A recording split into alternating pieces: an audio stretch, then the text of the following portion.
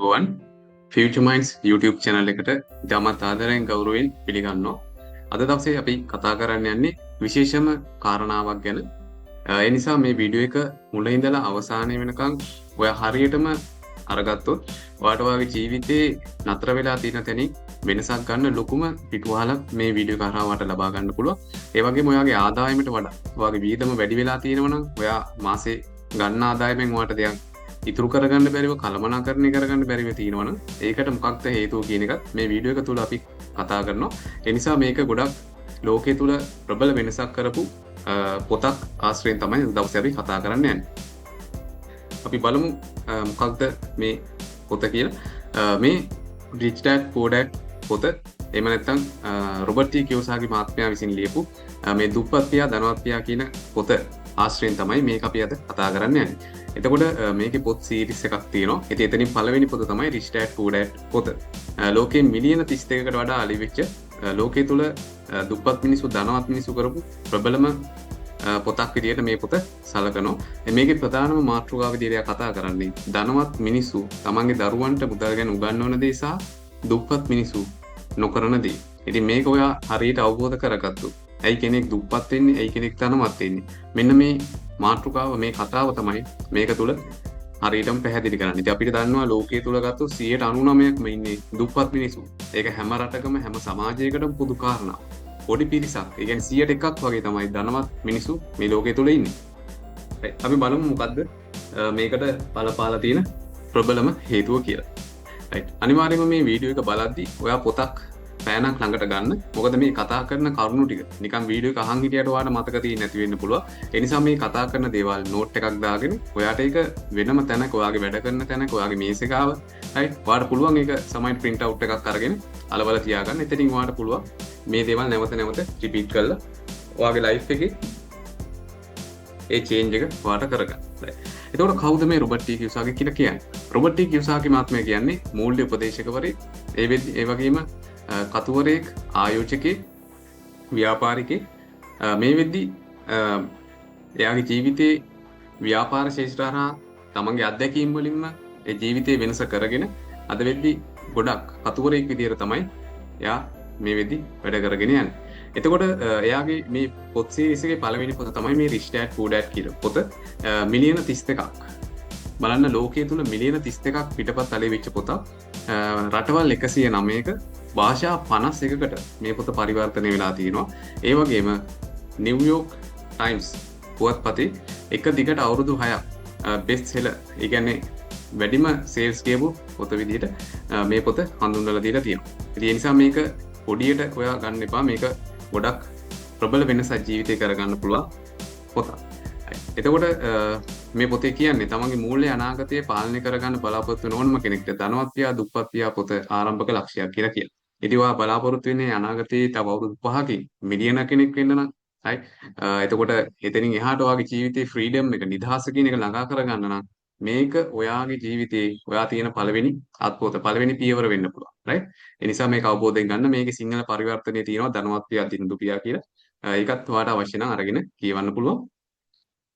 එතකොට මේ පොතේ ආරම්භයේදීම Rich Dad Poor Dad කියන ඉන්ට්‍රොඩක්ෂන් පරිච්ඡේදය තියෙනවා. ඊළඟට මේකේ ප්‍රධාන chapters, ප්‍රධාන පරිච්ඡේද 9ක් මේ තුල කතා කරනවා. එකින් එකට පොඩ්ඩක් ගත්තොත් පළවෙනිම ධනවත් පියා දිනුදු පියා පොඩි ආරම්භයක් තියෙනවා. ඊළඟට මේ මාතෘකා 9 තුල අපි එකින් එක පරිච්ඡේද එක කතා කරගෙන යමු. right. පළවෙනි පරිච්ඡේදය තමයි මේ Rich Dad Poor Dad කියන පරිච්ඡේදය. එතකොට මේකේ මේ රොබර්ට් ටී කියෝසාකි කතා කරන්නේ රොබර්ට් ටී කියෝසාකිගේ පියා ගැන සහ එයාගේ යාළුවා වෙච්ච මයික්ගේ පියාගේ ජීවන උදාහරණත් එක්ක. දැන් මෙයා රොබර්ට් ටී කියෝසාකි කියන විදිහට රොබර්ට්ගේ පියා ගත්තොත් එයා ගොඩක් ඉගෙන ගන්න දක්ෂ කෙනෙක්, බුද්ධිමත් කෙනෙක්. ඒ වගේම උසස් අධ්‍යාපනය පවා ලබලා තියෙනවා. ආචාර්ය උපාධියක් පවා යාට තියෙනවා. එතකොට රජයේ රැකියාවක් කරන කෙනෙක්. හැබැයි ප්‍රශ්නේ තියෙන්නේ අර රජයේ රැකියාවක් කළත් ආචාර්ය උපාධියක් අත්දත් එයා දුප්පත් කෙනෙක්. right. එතකොට මේ යනකොටත් එයා ණයකාරයෙක් විදිහට තමයි මිය ගිහින් තියෙන්නේ. right. දැන් ඔයා අහලා ඇති මේ ලෝකේ ගත්තොත් ආචාර්යවරු නේද මහාචාර්ය විදිහට, ඒ කියන්නේ ගොඩක් ඉහළට ඉගෙන ගත්ත PhD පවා තියෙන සමහර අය ඉන්නවා කරන්නේ පොඩි රැකියාවට සීමා වෙලා ඉන්නවා. ඒ කියන්නේ දුප්පත් අර උගත් දුප්පත් කියන ප්‍රමාණය ගොඩක් මේ වෙද්දි වැඩි වෙලා තියෙනවා. ඒ නිසා අර උගත්කම තිබ්බට වැඩක් නැහැ. තමන් මොකක්ද කරන්නේ මොන ශේෂ්ඨද ඉන්න කියන එක මත සාර්ථක අසාර්ථක භාවය තියෙනවා. ඒකට රොබර්ට් ටීකියුසා කියන්නේ එයාගේ පියා උගත් වුණාට වැඩක් නැහැ. එයා අසාර්ථක කෙනෙක්, දුප්පත් කෙනෙක්. එතකොට රොබර්ට්ගේ යාළුවගේ පියා ගත්තොත් 8 වන ශ්‍රේණියටවත් එයා සමත් වෙලා නැහැ. හැබැයි එයා ව්‍යාපාරිකයෙක්. මොකද වෙලා තියෙන්නේ? ව්‍යාපාරිකයෙක් වෙච්ච කෙනෙක් නිසා එයා උගත් නැහැ. හැබැයි එයා ධනවත් වෙලා තියෙනවා. මැරෙනකොට එයා ගොඩක් පුණ්‍ය කටයුතු වලට පවා මුදල් පරිත්‍යාග කරලා තියෙනවා. ඒ කියන්නේ එයා සාර්ථක කෙනෙක්, ධනවත් කෙනෙක්. මෙන්න මේක එයාගේ ජීවන අත්දැකීම් එක්ක එයාගේ ජීවිතේ එයාට හම්බෙච්ච අත්දැකීම් එක්ක හරි ලස්සනට මේ දේවල් ටික මේ පරිච්ඡේදය පැහැදිලි කරනවා. එතකොට එයා කියන්නේ මේ තාත්තලා දෙන්නෙක් ඉන්න එක එයාට වෙනස් දෘෂ්ටි කෝණ දෙකක් වුණා කියලා. එයාට ධනවත් කෙනෙක් වෙන්න වගේම අර දුප්පත් මානසිකත්වයෙන් එළියට එන්න. right? හරි. එතකොට මේකේ හොඳ පොයින්ට් ටිකක් එයා කතා කරනවා. දැන් මේකේ එයා කියන්නේ මේ දිලිඳු පියා. ඒ කියන්නේ එයාගේ තාත්තා එයාට නිතරම දුන්න උපදෙස් ටික තමයි මේ එයා කියන්නේ. ඒ කියන්නේ මේ සාමාන්‍යයෙන් එළියේ දුප්පත් කියලා අර ලේබල් කරගෙන ඉන්නවනේ කට්ටිය. මම දුප්පත්, අපේ පවුල දුප්පත්, අපේ පරම්පරාවම දුප්පත්. අන්න එහෙම කට්ටිය තමන්ගේ දරුවන්ට දෙන උපදෙස් මොනවද? එතකොට දුප්පත් අර මට්ටමේ ඉන්න නැත්නම් මධ්‍යපාන්තික වෙන්න පුළුවන්. අර දුප්පත් කියලා ලේබල් කරන් ඉන්න අය නිතර කියන්නේ හොඳට ඉගෙන ගන්න, හොඳ ආරක්ෂාකාරී රැකියාවකට යන්න. දැන් අපි දන්නවනේ අපිට නිතරම හෙන්නේ මොකද්ද? රජයේ රස්සාවක් කරන්න ඕනේ, පෙන්ෂන් එක තියෙන රැකියාවක් කරන්න ඕනේ. රයිට්? ඒ කියන්නේ අර අවුරුදු 50 ගානෙන් එහාට තමයි ගොඩාක් මිනිස්සු හිතන්නේ. රයිට්? එතකොට සල්ලි වෙනුවෙන් මහන්සියලා වැඩ කරන්න කියලා කියනවා. රයිට්? ඊළඟට ගොඩක් වෙලාවට කියන්නේ හැම නරකකටම මුදල් වලට ආස ගන්න කියලා. මේ දුප්පත් මිනිස්සුන්ගේ තියෙන පළවෙනිම හේතුව තමයි මේ දුප්පත් වෙන්න. මේ මිනිස්සු මුදල් බලන්නේ හරියට නිකන් තමන්ගේ ජීවිතේ විනාශ කරන දෙයක් වගේ. එතකොට දුප්පත් පියා කියනවා තාත්තා කියන්නේ එයා ධනවත් වෙන්න උත්සාහ කළේ නැත්තේ දරුවා නිසා කියලා. එතකොට මුදල් සම්බන්ධ දේවල් වලදී අවධානම් ගන්න එපා කියලා මේ දිනුදු පියා කියනවා. එතකොට ඔයාලට පුළුවන් විදිහට ඔයාගේ තරමට ජීවත් වෙන්න කියලා කියනවා. right? ඒක අපිට ගොඩක් උදාහරණයක් පෙන්නන්න පුළුවන්. මේ සාමාන්‍ය මිනිස්සු ගොඩක් වෙලාවට කියන්නේ අර තමන්ගේ තරමට ඉන්න ඕනේ අපිට ඕවා කරන්න බෑ. නිතරම ඩිමෝටිවේට් කරන එක තමයි ගොඩක් වෙලාවට කරන්නේ. එතකොට අර නිවස කියන්නේ ඔයාගේ ලොකුම වත්තුම. දැන් අපි දැකලා තියෙනවානේ සාමාන්‍ය මිනිස්සු ගත්තොත් මොකද්ද කරන්නේ? රස්සාවට ගිහිල්ලා කෙටි කාලයකින් ඔන්න ලෝන් එකක් දානවා ගෙවල් හදන්න.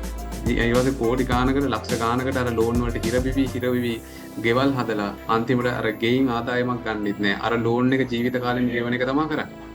ඒ නිසා අර ගොඩක් වෙලාවට මිනිස්සු හිතන් ඉන්නේ තට්ටු දෙක තුනට ලොකුවට ඉඩම පිරෙන ගේ හැදුවාම ඒක හින වත්කමක් කියලා. හැබැයි ඇත්තම කතාව ඒක Tamanට කරගන්න ලොකු වියදමක්. රයිට්? ගෙවල් හදන්න ඕනේ. හැබැයි ඒක කරන්න ඕනේ විදිය රොබර්ට් ටීකියෝසාගේ පැහැදිලි කරනවා. එතකොට දිනදු පියා කියනවා මම කවදාවත් ධනවත් වෙන්නේ නෑ කියලා. ඒගොල්ලෝ හිතින්ම දුප්පත් වෙලා ඉවරයි.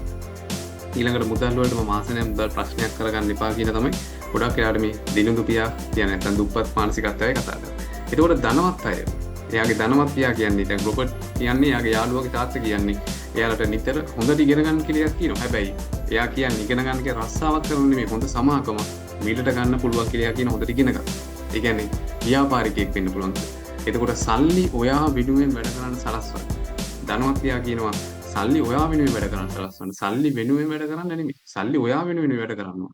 ඊළඟට එයා කියන්නේ මුදල් නැති එක තමයි හැම ප්‍රශ්නයකටම මුල. 100% මේක ඇත්ත. මිනිස්සු හිතන්නේ සල්ලි කියන එක වෙන ප්‍රශ්නයක් කියලා. සල්ලි නිකන් අර තිබ්බත් නිකන් වැඩක් නෑ වගේ. හැබැයි මිනිස්සු අර එහෙම කියවන මිනිස්සුම තමයි දවසේ පැය 8ක් 12ක් පැය 24ක් සමානලාට මහන්සි වෙන්නේ සල්ලි වල. ඒ නිසා මුදල් නැති එක තමයි හැම ප්‍රශ්නයකටම මුල. එතකොට ධනවත් පියා කියන මම ධනවත් වෙන මහන්සි වෙන්නේ දරුවා නිසා. එයා යාගේ පවුලෙන් දුප්පත්කම නැති කරන්න ඒ ධනවත් පියා මහන්සි වෙලා තියෙනවා. එතකොට අවදානම් පාලනය කරන්න පුරුදු වෙන්න. අවදානම් ගන්න එපා කියන්නේ මේ කියන්නේ අවදානමක් අරගෙන ඒක අර කොහොමද අවදානම කළමනාකරණය කරගන්න කියලා බලන්න කියලා කියන. අවදානම් නොගෙන කවදාවත් ධනවත් වෙන්න බෑ. සාර්ථක වෙන්න බෑ. ජීවිතේ වෙනස් කරගන්න බෑ. අවදානම් ගන්න ඕනේ. හැබැයි අවදානම් හරියට ගන්නයි ඕනේ. රයිට්? නිකන් ආවට කියන්නේ. එතකොට අසාර්ථකත්වයන්ගෙන් පාඩම් ඉගෙන ගන්න කියලා කියනවා. ලෝකේ සාර්ථක වෙච්ච හැම මිනිස්සෙක්ම කියන කතාවක් තමයි තමන් සාර්ථකුනේ අසාර්ථක වෙච්ච නිසා. අසාර්ථකත්වයන් ගණනාවකින් තමයි එයාලා සාර්ථකත්වයට ගිහින් තියෙන්නේ. ඒ නිසා කවුරු හරි වාට කියනවනම් අර අසාර්ථක වෙන්න ෆේල් වෙන්න එපා කියලා. ඒක ඒ මිනිසුන්ගේ ජීවිතෙත් එක්කව බලන්න. රයිට්? ෆේල් වෙච්ච නැති මිනිස්සු කවදාවත් දිනන්නේ නැහැ. අසාර්ථක වෙච්ච නැති මිනිස්සු කවදාවත් දිනන්නේ නැහැ. ඒවෙන් තමයි මිනිස්සු පාඩම් ඉගෙන ගන්න. එතකොට නිවස කියන්නේ වාට වියදමක් කියලා ධනවත් පියා කියනවා. එතකොට ධනවත් පියා නිතරම කියන්නේ මම ධනවත් කියලා. එයා හිතින්ම එයා තමා විසින්ම තමාව ධනවත් කියන තැනට හඳුන්වලා තියෙනවා. තමන් හිතන විදිහ වෙනස් කරගෙන එයා හිතන්නේම ධනවත් කියලා. එතකොට මුදල් කියන්නේ බලය. අද ලෝකේ ගත්තොත් අපිට පේනවා right money is the power. අද මුදලට කරන්න බැරි දෙයක් නැහැ. right එහෙනම් මුදල් තමයි බලය කියලා කියන්නේ. මෙන්න මේ වගේ හොඳ පොයින්ට් එකක් එයා මේ පළවෙනි පරිච්ඡේදයේ පැහැදිලි කරලා දෙනවා. දුප්පත් මිනිස්සු තමන්ගේ දරුවන්ට උගන්වන්නේ මොනවද? ධනවත් මිනිස්සු තමන්ගේ දරුවන්ට උගන්වන්නේ මොනවද? ඉතින් ඔයා බලන්න ඔයාට ඇහිලා තියෙන්නේ මොන වගේ කාරණාද මේ දෙකෙන් කියලා. right. ඊළඟට පළවෙනි පරිච්ඡේදයේ පටන් ගන්නේ the rich don't work for money. right. ධනවත් මිනිස්සු මුදල් වෙනුවෙන් වැඩ කරන්නේ නැහැ. මෙන්න මේක තමයි තේරුම් ගන්න ඕනේ ප්‍රබලම කාරණා. දැන් අපි සමාජයේ අපිට පවුලෙන් අපේ වටපිටාවෙන් අපේ යාළුවන්ගෙන් නිතරම ඇහෙන්නේ නැති දෙයක් තමයි ගොඩක් මිනිස්සුන්ට මේ සල්ලි වෙනුවෙන් වැඩ කරන්න එපා. සල්ලි ඔයා වෙනුවෙන් වැඩ කරන්න සලස්වන්න කියන අපිට ගොඩක් වෙලාවට කියන්නේ රස්සාවක් කරන්න, අරහෙම කරන්න, මෙහෙම කරන්න. right. එතකොට එයා කියනවා දුප්පත් සහ මධ්‍යපාන්තිකයන් මුදල් වෙනුවෙන් වැඩ කරනවා. ඒ කියන්නේ රස්සාවල් පස්සේ දුවනවා. හැබැයි ධනවත් මිනිස්සු ඔවුන් මුදල් වෙනුවෙන් වැඩ කරන්නේ නැහැ. මුදල් ඔවුන් වෙනුවෙන් වැඩ කරන්න සලස්වනවා. ඒ කියන්නේ ව්‍යාපාර හරහා, ආයෝජන හරහා එයාලට ලාභෙන්න එයා වැඩ කර ගන්නවා කියලා. right. මේ පොතේ එතකොට එයා පැහැදිලි කරන්නේ මුදල් වෙනුවෙන් වැඩ කරන්න එපා. ඔයා රස්සාවක් කළත් ඒ රස්සාව කරන්න ඕනේ ඒකෙන් දෙයක් ඉගෙන ගන්න, අත්දැකීම් ගන්න. ඔයාට දවසක ඔයාගේම දෙයක් ගොඩනගන්න. එතකොට එයා කියනවා මිනිස්සුන්ගේ ජීවිත සතහටම පාලනය වන්නේ හැඟීම් දෙකකින්. මොනවද? බයයි, කෑදරකමයි.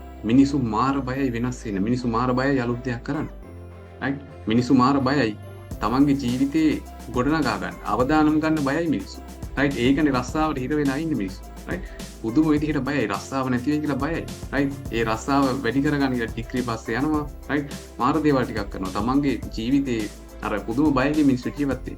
එතකොට අද ගැන විතරයි ගොඩක් මිනිස්සු හිතන්නේ. සහ කෑදරකම. අර රස්සාවට ගිහිල්ලා එන මාසේ සැලරි එකට සමයිට ඒකට එයා කෑදරකමේ තව දෙයකට එයා යොමු කරගන්නේ නැහැ. ඉතින් අවුරුදු 35 40ක් ගියාම තමයි තේරෙන්නේ මොකක්ද මේ ජීවිතේ කරගත්තේ කියලා. right. ඉතින් ඒ නිසා ඔයාගේ ජීවිතේ ඔයා බය කඩන්න බය නම් වගේ අර සැකය කියන එක ඒකත් ඔයා කඩන්න බය නම් ඔයාට සාර්ථක වෙන්න පුළුවන් වෙයිද? ඔයා ව්‍යාපාරයක් පටන් ගන්න යනවා ඔයාට බයයි ඔයා ඒක පටන් ගන්න. ඔයාට කරගන්න බැරි වෙයි නෑ. ඒක කරගන්න බැරි වෙන්නේ නෑ. ඔයාගේ ඇතුළෙම තමයි ඔයාගේ අර පරාජිතය ඉන්නේ. ඒ නිසා අර බය, කෑදරකම, සැකේ, අවිශ්වාසය ඔයා ගැන තියෙන ඒක සම්පූර්ණ වෙනස් කරගන්න. එහෙම උනේ නැත්තම් ඔයාට කවදාවත් ඉන්න තැනින් වෙනසක් ගන්න අමාරුයි. එතකොට ගොඩක් අය කියනවා අනේ මට සල්ලි ගැනට උනන්දුවක් නෑ. සල්ලි නම් මොනවද සල්ලි එහෙම එච්චර ඕනේ නෑ. නිකන් සාමාන්‍ය ජීවත් වෙනවා කියලා. නේද? ලැබෙන විදිහට ඉන්නවා කියලා. හැබැයි මේ මිනිස්සු හැම දවසකම පැය 8ක් රස්සාව කරන්න දුවනවා. සමහරට පැය 12, සමහරට පැය 24. නේද?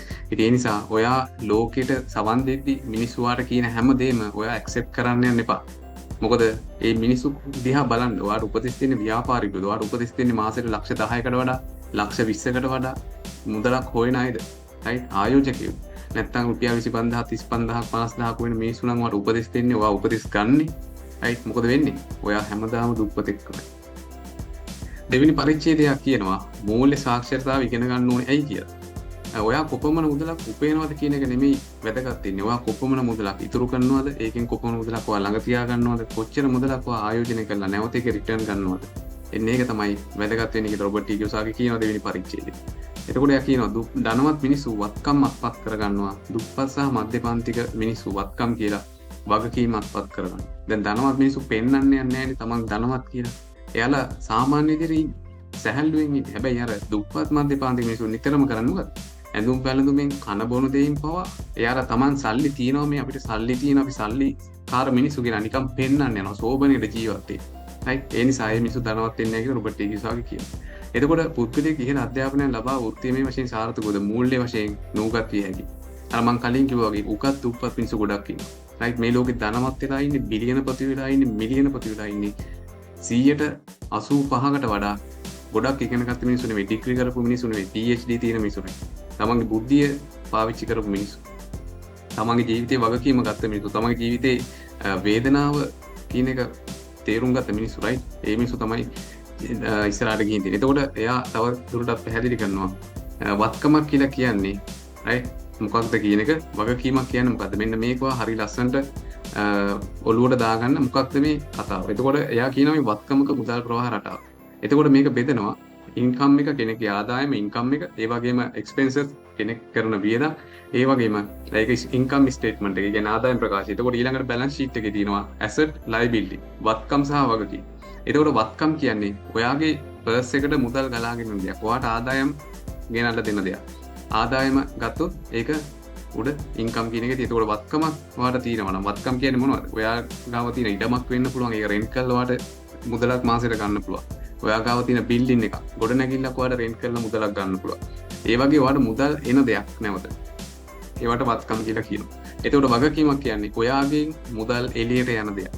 right? ලෝන් එකක් වෙන්න පුළුවන්. නැත්තම් ඔයා පාවිච්චි කරන වාහනේ වෙන්න පුළුවන්. දැන් ඔයා වාහනේ රෙන්ට් කරලා හරි තියෙනවනම් ඔයාලට මුදලක් එනවා. නැත්තම් ඔයා වාහනේ නිකන් ගෙදර තියන් ඉන්නවා නම් අරගෙන ඔයා හැම දවසකම මේකට වියදමක් විතරයි කරන්නේ. ඒවට එතකොට ලෝන් වලට ගොඩක් වෙලාවට වගකීමක් විදියට හැදෙනවා ලෝන් right උකස් කරපු දේවල් right. එතකොට වියදම් කියන්නේ ඔයාගෙන් මුදල් එළියට යන දෙයක්. එතකොට ඒක තමයි මේ විදිහට එන්නේ වගකීමක් විතරම වියදමක් විදිහට එළියට. එතකොට වත්කමක් මගේ සාකුවට සල්ලි දානවා.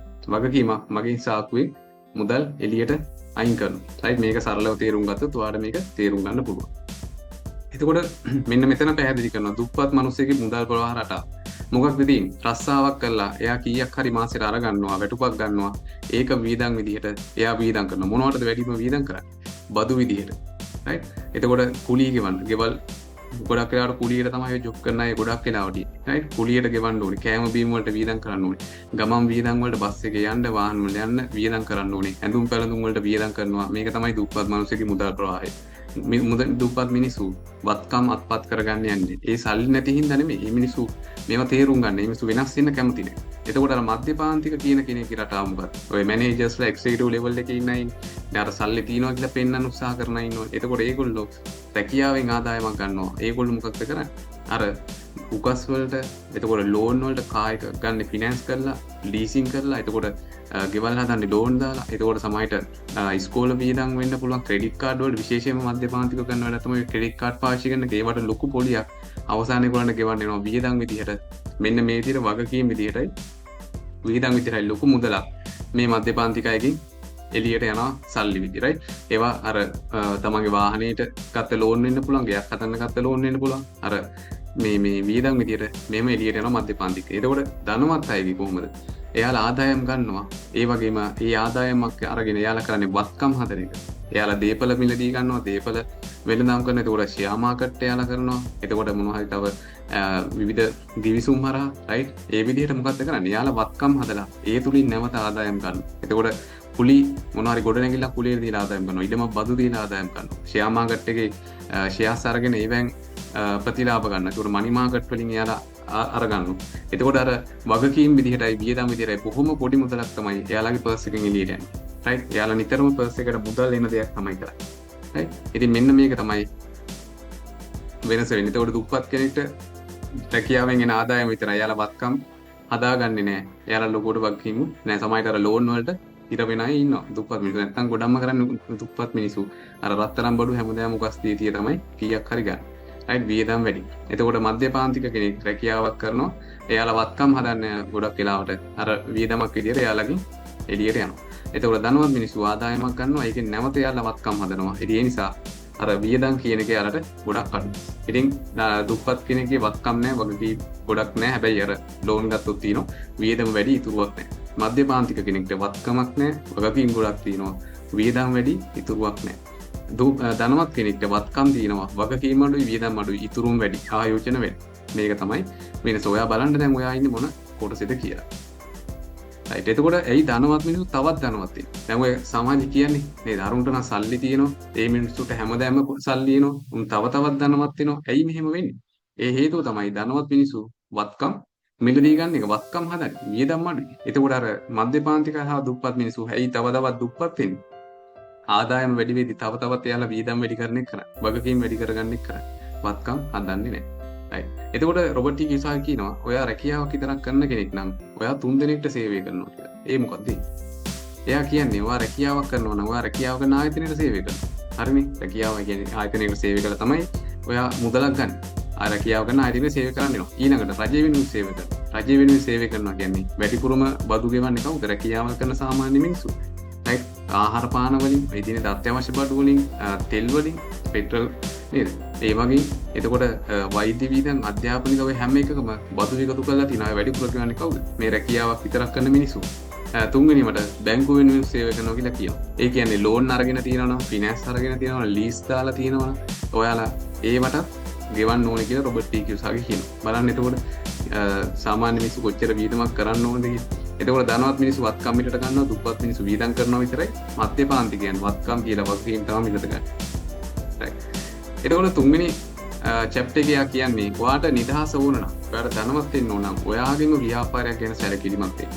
ධනවත් මිනිස්සු තමන්ගේ වත්කම් තීරුව කෙරෙහි අවධානය යොමු කරන අතර අනෙක් සියල්ලෝම තම ආදායම් ප්‍රකාශනය කෙරෙහි අවධානය යොමු කරනවා. ඒ කියන්නේ අර සාමාන්‍ය මිනිස්සු දුප්පත් මිනිස්සු හිතන්නේ අද හම්බෙන දේ ගැන විතරයි. මාසේ සැලරිය ගැන විතරයි. අනාගතයක් ගැන දකින්නේ නැහැ, හිතන්නේ නැහැ. හැබැයි ධනවත් මිනිස්සු නිතරම බලන්නේ තමන්ට මුදල් එන මාර්ග ගැන, අනාගතය ගැන යාලා හිතනවා. එතකොට මූල්‍ය දුෂ්කරතා බොහෝ විට ඇතිවන්නේ මිනිස්සු තම මුළු ජීවිත කාලෙම වෙනස් කෙනෙකු වෙනුවෙන් වැඩ කිරීමේ ප්‍රතිඵලයක් විදිහට. හරි කතාව. 100%ක් right. හරි.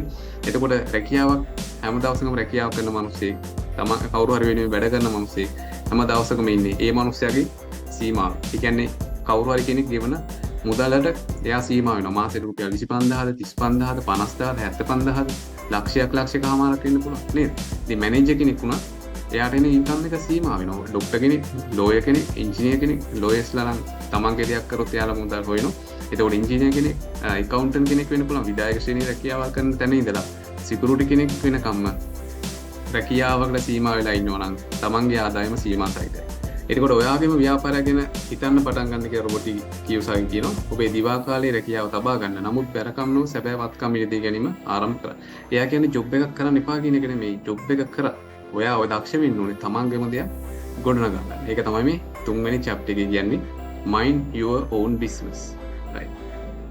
හතරවෙනි චැප්ටර් එකේ එයා පැහැදිලි කරනවා මෙන්න මේ වගේ දේවල් බදු ඉතිහාසය සහ සංස්ථාවල බලය කියලා. එයාගේ ධනවත් තාත්තා ක්‍රීඩාව දක්ෂ ලෙස ක්‍රීඩා කළා. එයා කලේ සංස්ථා හරහායි ධනවතුන්ගේ ලොකුම රහස. ඉතින් මේක යා පොයින්ට් එකක් විදිහට කියනවා අර එයාගේ ධනවත් තියා රොබින් හුඩ් වීරයෙක් විදිහට දැක්කේ නැහැ කියලා. එයා රොබින් හුඩ් වංචනිකයෙක් කියලා තමයි හඳුන්වලා තියෙන්නේ. ඒකට හේතුව තමයි දැන් රොබින් හුඩ් කරන්නේ ධනවත් මිනිස්සුන්ගේ සල්ලි වගන් කළ දුප්පත් මිනිස්සුන්ට බෙදෙන එක. right. දැන් අපි දන්නවා ලංකාව ගත්තා සමෘද්ධි එතකොට ඔය අස්වැසුම කියලා දේවල් තියෙනවා. ඉතින් මේකෙන් වෙන්නේ අර දුප්පත් මිනිස්සුන්ව තවත් දුප්පත් කරන දේ. මිනිස්සුගේ අර අපි කෙලින්මකොත් අර මිනිස්සුගේ කොන්ද කඩන එක තමයි කරලා තියෙන්නේ. ඒ මිනිස්සුන්ට එළියට යන්න මාර්ගයක් නැහැ. ඒකට එයාලා වැඩපිළිවෙලක් හදන්නේ අර මේ සමාජයේ ඉන්න සල්ලි තියෙන මිනිස්සුන්ට වෛර කරන්න තමයි වැඩිපුර සලස්ස. right. ඉතින් මිනිස්සු හිතන්නේ මේ ධනවත් වෙනවා කියන එක මැජික් එකක්. ඒක මිනිස්සුගේ මේ වාසනාවට නැත්තම් මේ මිනිස්සුගේ කර්මය හොඳ වෙලා, මිනිස්සුගේ කේන්දරය හොඳ වෙලා. නේද? එක්ක අම්මා තාත්තා පරම්පරාවෙන් ධනවත් මිනිස්සු. එහෙම තමයි මිනිස්සු ධනවත් වෙන්නේ, පොහොසත් වෙන්නේ කියලා තමයි ගොඩක් මිනිස්සු හිතන්නේ. නෑ, ඒක 100%ක් වැරදි. right. ඒ නිසා අර මේ වගේ මිනිස්සුන් ධනවත් පියා වංචනිකයෝ කියලා තමයි හඳුන්වන්නේ. එතකොට ඔයා මුදලට වැඩ කරනවා නම් ඔයා බලය ඔයාගේ ආයතනයේ සේවකයට ලබා දෙනවා. right. අර සේවා යෝජකයට ඔයා ලබා දෙනවා. ඒ කියන්නේ ආයතනයේ ප්‍රධානිය තමයි ඔයාව පාලනය කරන්නේ. ඔයාගේ නිවාඩු, ඔයාගේ ආදායම, ඔයාගේ නිදහස හැමදේම ඔයාගේ ආයතනයේ ප්‍රධානිය පාලනය කරනවා. හැබැයි සල්ලි ඔයාට වැඩ කරනවා නම් ඒ ඔයාට බලය තියාගෙන ඒ පාලනය කරන්න පුළුවන්. ඒ කියන්නේ සල්ලි එන සිස්ටම් එකක්. ඔයා ක්‍රමවේදයක් හදලා තිබ්බොත් ඔයාට පුළුවන් මේ බලය ගන්න. right. ඒක එයා පැහැදිලි කරනවා. එතකොට එයා කියනවා මෙන්න මේ ශේෂ්ත්‍ර ගැන ඔයා උනන්දු වෙන්න ඕනේ. accounting, right, ගිණුම් කරන ගැන, investing ආයෝජන ගැන, understanding market. එතකොට මේ එළියේ තියෙන market එක ගැන right ඔයාට උනන්දු වෙන්න වෙනවා. ඒ වගේම the law. ඒ කියන්නේ නීතිය පැත්තේ right ව්‍යාපාරිකයෙක් වෙනවා නම් වාසාත ගැන මෙන්න මේ දේවල් ගැන ඔයාට අවබෝධය ඉගෙන ගන්න වෙනවා. right. එතකොට බදු ගැන right ව්‍යාපාරික විදිහට ඒවා ඉගෙන ගන්න වෙනවා. right. එතකොට lesson 5 එකේ කතා කරනවා the rich invent money. ධනවතුන් මුදල් හොයා ගන්නවා කියලා. දැන් සැබෑ ලෝකේ බොහෝ විට ඉදිරියට යන්නේ බුද්ධිමත් අය නොවේ නෙප්පීත අය. එයා කියන්නේ අර අවදානම් ගන්න බය නැති මිනිස්සු තමන්ගේ ජීවිතේ වර්ධනය වෙන්න right අවදානමක් කරගන්න මිනිස්සු තමයි ඉස්සරහට යන්නේ. ඒක ඇත්තම කතාව. උගත් වුණා කියලා වැඩක් නැහැ. බුද්ධිමත් වුණා කියලා වැඩක් නැහැ. right දෙයක් කරන්න ගට් එක තියෙන්න ඕන. තීරණ ගන්න බය නැති වෙන්න ඕන. හිතුවක්කාර තීරණ ගන්න මිනිස්සු තමයි මේ ලෝකේ ධනවත් වෙලා තියෙන්නේ, සාර්ථක වෙලා තියෙන්නේ, ජයග්‍රහණය කරලා තියෙන්නේ. right. ඒ කියන්නේ වටිනාකමක් හදාගෙන තියෙන්නේ. නැත්තම් අර සාමාන්‍ය විදිහට බයේ ගුලි වෙලා ඉන්න මිනිස්සුන්ට වටිනාකමක් නැහැ. හැමෝම බලන්නේ මේ මිනිස්සුන්ගේ වැඩක් කරගන්න විතරයි. right. ඒ නිසා මෙන්න මේක ප්‍රබල කාරණාවක්. එතකොට එයා කියනවා අප සැමට එකම බලවත්ම වත්කම අපේ මනස. ඒ හොඳින් පුහුණු කළොත් ඒයට විශාල ධනයක් නිර්මාණය කරන්න පුළුවන්. එයා කියන්නේ මේ මයින්ඩ්සෙට් එක. ඔයා හිතන විදිහ තමයි ඔයාගේ ජීවිතේ වෙනස් කරන තැන. right. ඔයා හිතන තැන තමයි ඔයාගේ අවසාන තැන වෙන්නේ. ඔයා හිතන්නේ දුප්පත් විදිහෙන් නම්, ඔයා හිතන්නේ පොඩියෙන් නම්, ඔයාට ඔයා ගැන ඇත්තටම ආදරයක් වටිනාකමක් නැත්තම්, ඔයාට තේරෙන්නේ නැත්තම් ඔයා ධනවත් වෙන්න සුදුසුයි, ඔයා සාර්ථක වෙන්න සුදුසුයි, ඔයා සැප විඳින්න සුදුසුයි කියලා ඔයාට හිතෙන්නේ නැත්තම් ඔයාට කවදාවත් යන්න බෑ වෙනස් තැනකට. ඒ නිසා ඔයා අද ඉන්න තැන ගැන හිතන්න එපා. ඔයාගේ පර්ස් එකේ තියෙන රුපියල් 20 වෙන්න පුළුවන්. ඔයා ඉන්නේ කටුමැටි ගෙදරක වෙන්න පුළුවන්. right? ඔයා ඉන්නේ කුලියට වෙන්න පුළුවන්. ඔයා ඉන්නේ අන්තිම අඩියේ වෙන්න පුළුවන්. හැබැයි ප්‍රශ්නයක් නෑ. ඔයා හිතන විදිය වෙනස් කරන්න. ඔයා බලන්න ධනවත් මිනිස්සු ජීවත් වෙන විදිය. මේ මිනිස්සු හිතන්නේ කොහොමද? එයාලගේ බය කඩලා තියෙන විදිය ගැන හිතන්න. right? මිනිස්සු මොනවා කිව්වත් ඒ මිනිස්සු ගණන්වත් ගන්නෙ නෑ. right? ඔයා හිතන් ඉන්න වගේ ගමේ ඉන්න මිනිස්සු නිකන් ඔයා කන්නේ බොන්නේ අඳින්න බලන්නේ. අනිත් මිනිස්සු මොනවා හිතයිද දන්නේ, මිනිස්සු මං ගැන මොනවා කියයිද දන්නේ. මිනිස්සු මේ විදිහට හිතයිද දන්නේ, මිනිස්සු මාත් එක තරහ වෙයිද දන්නේ කියලා. ඔන්න ඔය මානසිකත්වයේ කැඩුවේ නැත්තම් කවදාවත් ඔයාලා නැගිටින්න වෙන්නේ නැහැ. ඔයාලා හැමදාම ඉන්න වෙන්නේ අනිත් මිනිස්සුන්ගේ රූකඩයක් කියලා. right? එතකොට රොබොටික්ස් කියනවා ආරක්ෂිත ආයෝජන වල ඇති ගැටලු ගන්න. ඒවා බොහෝ විට සනීප ආරක්ෂක කටයුතු සඳහා යොදා ගැනීම එනම් ඊට ආරක්ෂිතව සකස් කර තිබීම නිසා ලාභ අඩුයි කියලා. ඔයා අර බැංකුවේ කීයක් හරි ඉතුරු කරලා ඒකෙන් පොලියක් එනකම් බලන් ඉන්නවනම් ඔයාගේ අර ඉතුරුම් ගිණුමක නම් සල්ලි ටික ඉතුරු කරලා තියෙන වැඩක් නැහැ.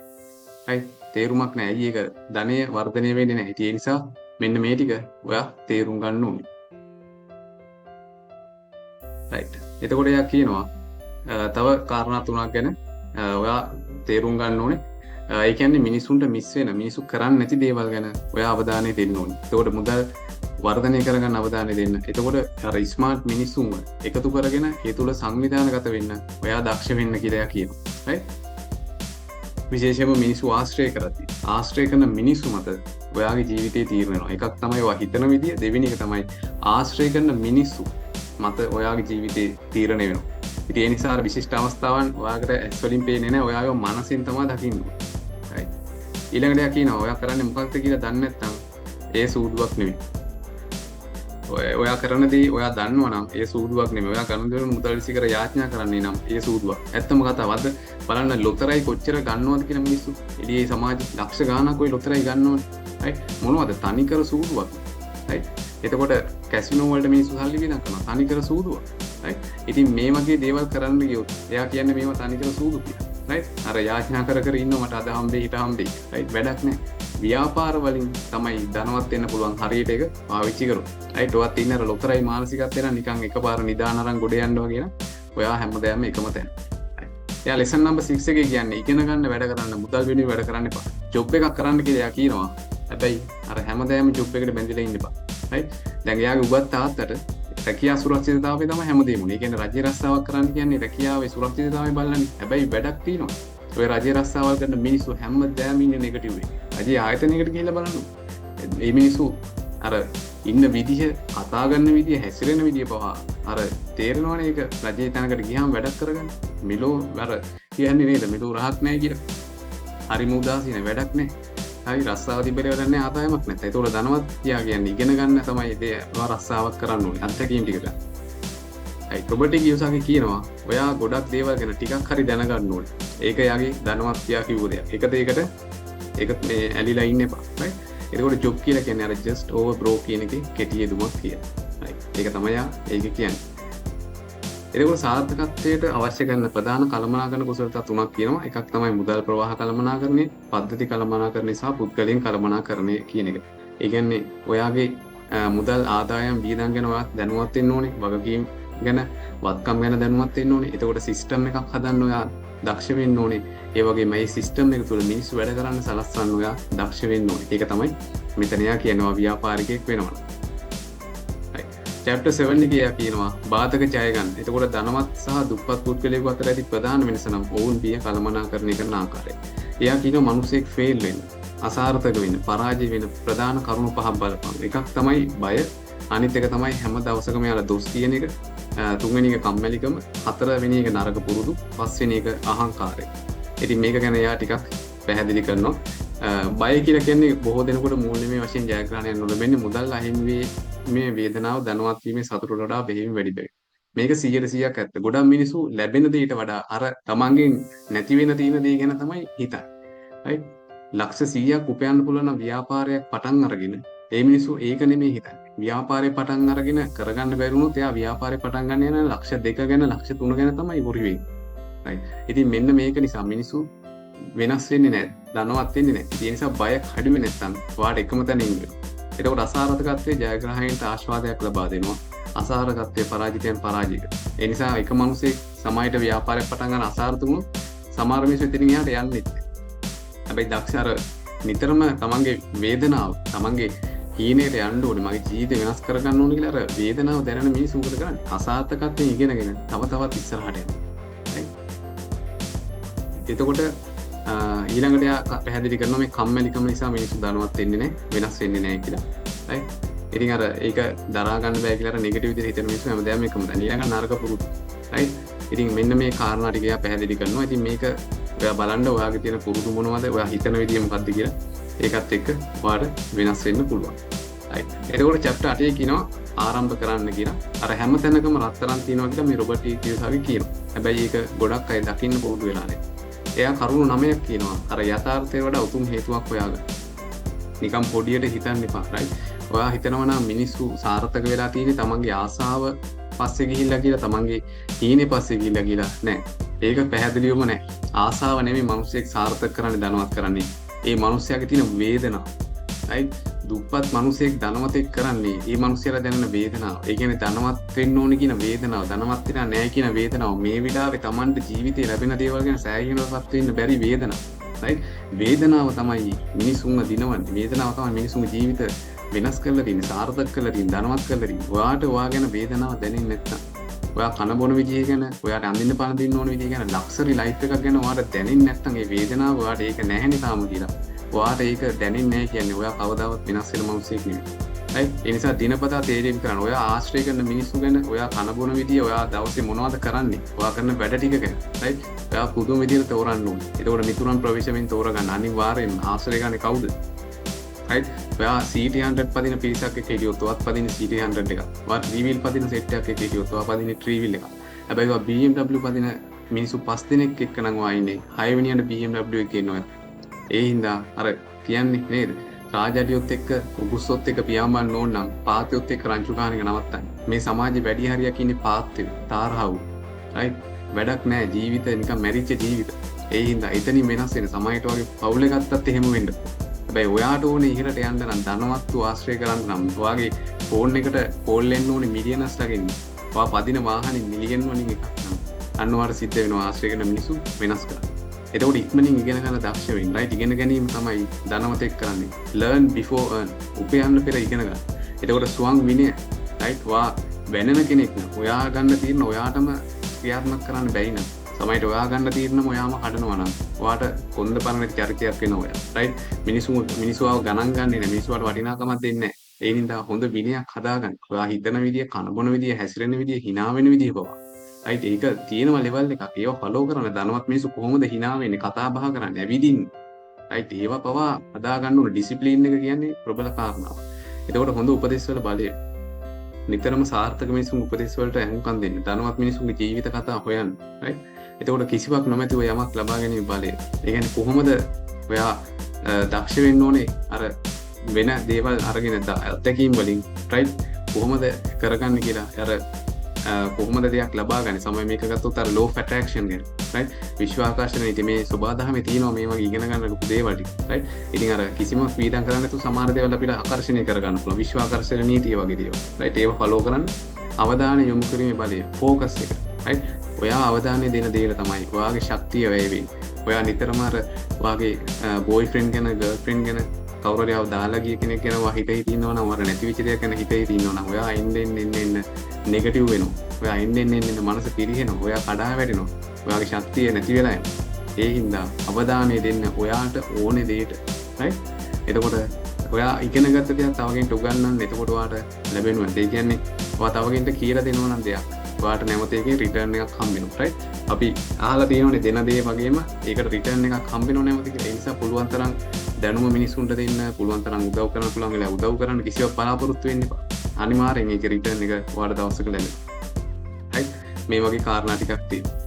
හරි. ඉතින් මේ ටික තමයි පළවෙනි පොතේ එයා පැහැදිලි කරන්නේ. ඉතින් ඊළඟට එයාගේ cash flow quadrant කියන පොත තියෙනවා. මේ සීරීස් එකේ ඊළඟ පොත. එතකොට මේකෙදී ESPI කියලා මෙතඩ් එකක් කතා කරනවා. ඉතින් මේක අපි ඊළඟ වීඩියෝ එකේ සාකච්ඡා කරන්න බලාපොරොත්තු වෙනවා. ඒ නිසා ඊළඟ වීඩියෝ එකත් මේ cash flow quadrant එක ගැන, නැත්නම් මේ ESPI මෙතඩ් එක, මේ කොටස් හතරෙන් ඔයා මොන කොටසෙද ඉන්නේ, ඔයා මොන කොටසද යන්න ඕන, ඔයාලා නිදහස තනවත් වෙන්න ඕන නම් right? මේක ගැන අපි ඊළඟ වැඩසටහනේ කතා කරන ප්‍රෝග්‍රෑම් එක කතා කරනවා. ඒ නිසා ඒ වීඩියෝ එක අනිවාර්යෙන් බලන්න. ඉතින් මේ කතා කරපු දේවල් එක ඔයාගේ ජීවිතේ වෙනස් වෙන්න ප්‍රධානම බලපාන්නේ ඔයාගේ ඩ්‍රීම් එක. ඔයාට නැති දෙයක් තමයි ඔයාගේ හීනයක් වෙන්න ඕන. ඔයාට මිලියන කෙනෙක් වෙන්න ඕන. මිනිස්සු ඔයාට මිලියන කියලා කතා කරන්න ඕන. මිනිස්සු ඔයාට වටිනාකමක් දීලා කතා කරන්න ඕන. රයිට් මිනිස්සු ඔයාට සර් මැඩම් කියලා කතා කරන්න ඕන. මිනිස්සු ඔයාට සැලියුට් එක ගහන්න ඕන. රයිට් ඔයාට පදින්න ඕන මිලියනර්ස් වලින්. රයිට් මිලියන් වලින් වාහනවල නම් ඔයා හිතන විදිය වෙනස් කරන්න ආශ්‍රය කරන මිනිස්සු වෙනස් කරන්න ඔයාගේ හිතේ තියෙන බය ඔයාට දියුණු වෙන්න බෑ. ඔයාට සාර්ථක වෙන්න බෑ. මම නිකම් මිනිස්සෙක් කියලා හිතන අර ඔයාගේ හිත ඇතුලේම තමයි පරාජිතය ඉන්නේ. ඒව කඩලා කුඩු කරලා දාන්න. රයිට් හිතට පහල් වෙන්න එපා.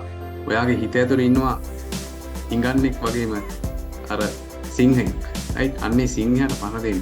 අර හිඟන්නට එහුම්කන් දෙන්න එපා. රයිට් ඔයාගේ ඇතුලේම තමයි ඔයාගේ පරාජිතය ඉන්නේ. ඒ නිසා ඔයාගේ හිතේ හොඳ ගට් එකක්, ඔයාගෙන විශ්වාසයක්, ඔයාගෙන ආදරයක්, ඔයාගෙන රෙස්පෙක්ට් එකක් මේක හදාගන්න. රයිට් ඔයාට ධනවත් වෙන්න ඕන නම් ඔයා හදාගන්න ඕනේ තාමත් නෝ ධනවත් වෙලා නැහැ කියන වේදනාව. රයිට් මේ වේදනාව තමයි ඔයාව ධනවතෙක් කරන්නේ. රයිට් එහෙනම් අදට අපි වීඩියෝ එක නිමා කරනවා. I think මේ වීඩියෝ එක ඔයාට දෙයක් දැනුණා නම් ඔයාගේ ජීවිතේ වෙනස් කරන දෙයක් ඔයා එකක් තනං අනිවාර්යෙන් කමෙන්ට් එකක් දාන්න, ලයික් කරන්න. රයිට් තව කෙනෙක්ටත් බලන්න මේ වීඩියෝ එක ෂෙයා කරන්න ඔයාලට පුළුවන්. රයිට් එහෙනම් ගොඩක් ස්තුතියි. ජය වේවා.